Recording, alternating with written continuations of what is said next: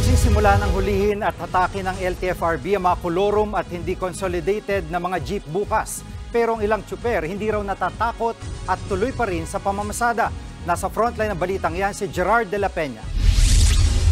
Business as usual pa rin nang abutan namin ng terminal ng jeep na ito na biyaheng Pasig-Tipas.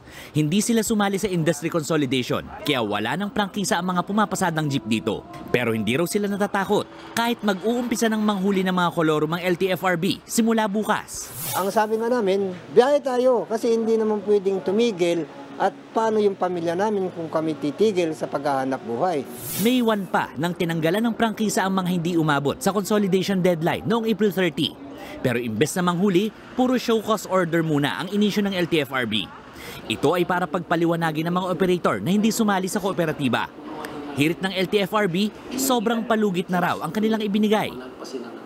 Kaya simula bukas, hindi na lang sila basta-basta papara ng mga tsuper dahil hahatakin na nila ang mga makikitang kolorum sa kalsada. We already have a list of them. Sila po yung mga una naming ma-flag down.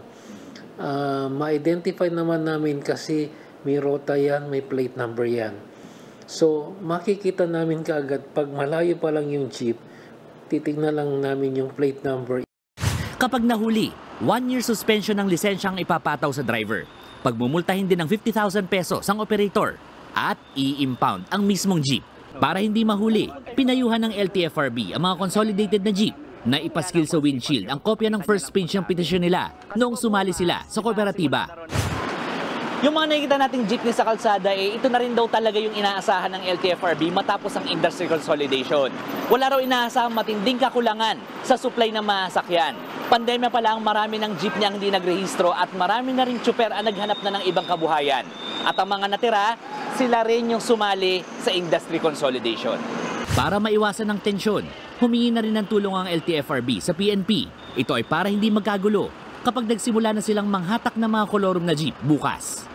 Nagbabalita mula sa Frontline, Gerard de la Peña, News 5. Mga kapatid, Jiggy Manikad po, iba na ang may alam at may pakialam sa panahon ngayon.